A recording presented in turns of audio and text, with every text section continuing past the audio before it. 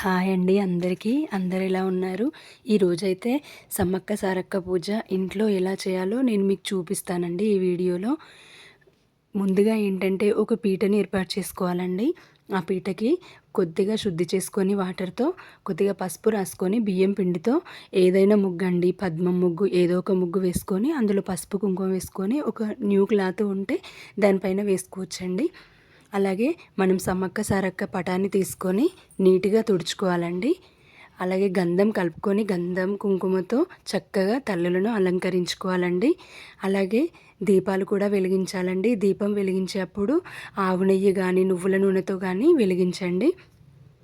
అలాగే ఏంటంటే సమ్మక్క సారక్క తల్లులు మనం ఏది మొక్కుకుంటే అది ఖచ్చితంగా నెరవేరుతాయండి. తల్లులు మనకు ఖచ్చితంగా నెరవేరుస్తారు. మనం మొక్కుకున్నాక మన కోరిక నెరవేరితే ఎత్తు బంగారం ఇస్తామని మొక్కుకోవాలండి. కోరిక నెరవేరాక మనం ఎత్తు బంగారం ఇచ్చుకోవాలి అమ్మవారికి. అలాగే అమ్మవార్లిద్దరికీ ఏదైనా సమానంగా ఇవ్వాలండి. మనం సమ్మక్క తల్లికి పావు కేజీ బంగారం సమర్పించాలంటే సారక్క తల్లికి కూడా పావు కేజీ బెల్లం సమర్పించాలండి. అలాగే సమ్మక్క తల్లికి ఒక కొబ్బరికాయ, సారవ్వ తల్లికి కూడా ఒక కొబ్బరికాయ సమర్పించుకోవాలండి. కాకతీయులు సమ్మక్క తల్లిని హతమార్చారు. మేడారం ప్రజలను కాపాడడానికి మానవ రూపం సరిపోతుంది, కానీ ప్రపంచం మొత్తం కాపాడడానికి సమ్మక్క తల్లికి మానవ రూపం సరిపోదు. అందుకనే సమ్మక్క తల్లి ప్రకృతిలో కలిసిపోయి ప్రపంచాన్ని కాపాడుతున్నారు తల్లులిద్దరు.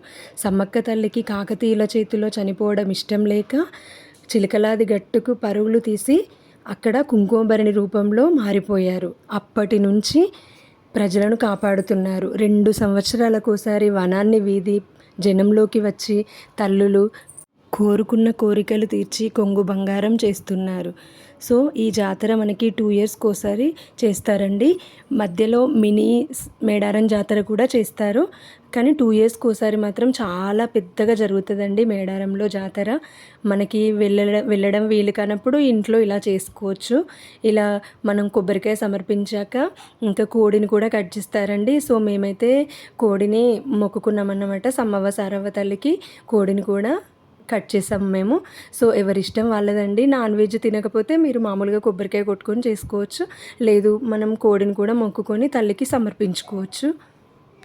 2 సంవత్సరాలకు ఒకసారి సత్తుల పూనకాలతో కోయదొరల విన్యాసాలతో ఈ జాతర రంగరంగ వైభవంగా జరుగుతుంది. కుంభమేళ తర్వాత అతిపెద్ద జాతర ఏదైనా ఉందంటే అది మేడారం జాతరే. ఈ మేడారం జాతర తెలంగాణలోని ములుగు జిల్లాలోని తాడ్వాయి మండలంలో జరుగుతుంది. ఈ జాతర 2 సంవత్సరాలకు ఒకసారి జరుగుతుందన్నమాట. ఈ తల్లులిద్దరికీ గుడి ఉండదు, తలుపులు ఉండవు. ఓన్లీ మనకి వనంలో మాత్రమే ప్రత్యక్షం అవుతారు ఈ తల్లులు. కోరుకున్న వారి కోరికలు ఖచ్చితంగా నెరవేరుతాయి. తల్లులను నమ్ముకుంటే అందరికీ మంచి జరుగుతుంది. అందరూ బాగుండాలి, అందులో మనం ఉండాలి. థ్యాంక్ యూ ఫర్ వాచింగ్ అండి. ఈ వీడియో కనుక మీకు నచ్చినట్లయితే లైక్ చేయండి, షేర్ చేయండి, సబ్స్క్రైబ్ చేయండి. Thank you for watching.